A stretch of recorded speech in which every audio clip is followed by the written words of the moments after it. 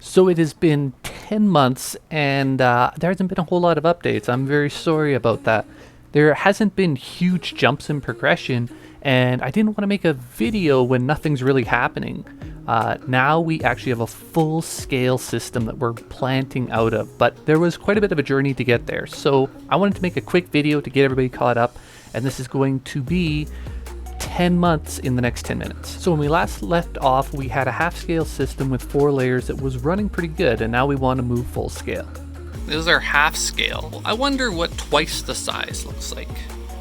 Well, apparently this is twice the size, but no, that's what full scale is. So of course, we quickly ran into some problems. So as you can tell, well, the opening's just too small. You can't even fit a plug-in through there, let alone a section here where you got like 2 plugins coming through. Plus you gotta be able to feed this whole thing down. At least to do our full scale test for now is to scale this up. Now that we know what the task is, we can get to work. It's surprising how a small change like this actually adds a lot of additional work. The drain didn't fit, the opening for the insert had to be moved, but when it was all said and done, we were able to keep both of those pieces the same on either side, and it looked pretty good. Held the light, seemed sturdy. This piece was pretty complicated, so I actually got a second 3D printer that could print water-soluble supports. So I could print a piece, put it in water, and all the supports would dissolve, which made it much easier to build the pieces. So we printed full scale. It holds the lights in like you see with that little clip, and what's cool about this is once you put your tray on, which locks everything into place, so now your light can't come out. So nice and simple, pieces are the same on both sides. Vacuum form tray, I think we have a solid design. So I brought it over to my engineer friend and he had some good critiques. He did mention that it was pretty difficult to assemble, it didn't seem to hold the lights that well, it had a whole bunch of unnecessary parts, and it was going to be really expensive to make the molds. So when you're making an injection mold, you want to make sure that you make your pieces as small as possible. You're going to have a box that basically fits the entire piece inside of it. You're going to picture essentially 2 halves that come together. The cavities get filled with molten plastic, it cools, and then your plastic piece comes out. The bigger these pieces are, the bigger the box has to be. This is all metal that has to be machined out, and it gets really expensive when you have large pieces. And if you make this piece a little bit longer, a little bit taller, the whole box has to get bigger. That starts getting really expensive. With our current design, this is pretty big, and there might be better ways for us to hold the lights, which is going to be able to shrink the size of this to something closer to this size, but that means that we're going to have to find a different way to hold our lights. And we actually found a way to do that by removing that end piece that you've seen before and maybe putting a vacuum form piece that slips underneath and holds the light. By doing that, we probably could save tens of thousands of dollars on our injection mold, so it was definitely something we had to work on. So I modeled up a light and then a way to hold the light from the bottom. This seemed like it'd be a good way to make sure that there's no way for the light to fall out. Also talked to the engineer about better ways to 3D model, and I think you'll find I started to get a lot better with my 3D modeling as well. So here's a tip that blew my mind. What you do is you're supposed to take the block and shape everything. And what you're gonna finish with is giving an even thickness, a shell they call it, all the way around. So we have all of our shape figured out, and when we move to the shell, now we have even thickness throughout all of this shape, and it looks like such a complicated piece, but it was actually really easy to make. To hold the light, we needed an electric side and a water side. We shaped that all in, and we made it so that it would hold onto the tray, shaping the bottom of it for the tray. For the lid, pretty simple, a little bit wider than the tray and hollowed out. And then we needed a cover for the top. But how to connect this was a little tricky, and decided to flip around our connector so that it wouldn't need any additional pieces. It worked really well, it looked really nice too. Of course, there was a bunch of different pieces that had to be made as well. We had this reservoir, you can see that it's sloped so they can still be vacuum formed. We had to have these little jut outs because the supports are actually wider than we had before. It still looked pretty cool, I think. And this is how the light is held. The electrical goes down this side, the water's on this side. The light can't get pulled out. On top of that, we put our tray. Electrical goes in there, everything drains, and of course we final with our lid.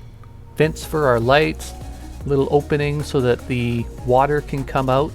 Looks really clean, looks really nice. We're using the same pieces. This is that flipped piece so that you can hook on the top shroud, and no additional pieces were needed. We're very resourceful. We have it just about entirely vacuum formed, small injectional pieces. I think we can take this to the engineer for critique, and feeling pretty confident.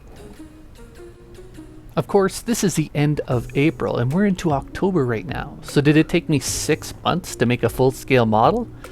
No, my engineer sent me a file, and this file absolutely changed everything. It made me need to redesign the entire thing. What happened was my engineer friend sent me this file, and this is a injection moldable tray / light stand holder. And that takes 7 pieces and turns them into one, an injection mold, which is much more affordable. And I sent this to my injection mold makers, just curious to how much it would cost, and they said about $20,000. I can kickstart a $20,000 mold. That's actually really affordable, and it'd make the system so simple to assemble, the best it could possibly be. So I had to move ahead with this idea.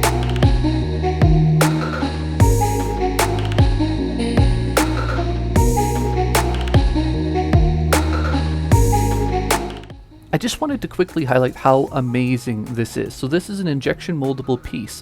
All comes out at one, and it's really cheap to manufacture. We have what holds our light right here, all part of the same piece. We have a water side. Our hose goes up there.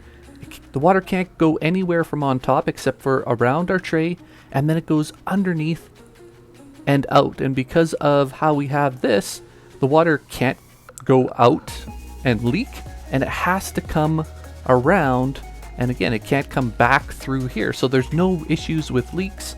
We don't have to we don't have to have the same supports on both sides. So we can specialize for water and have this completely open for electrical and even a place to run our wire.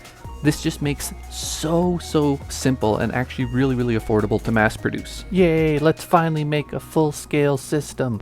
This is our 3D printer surface area.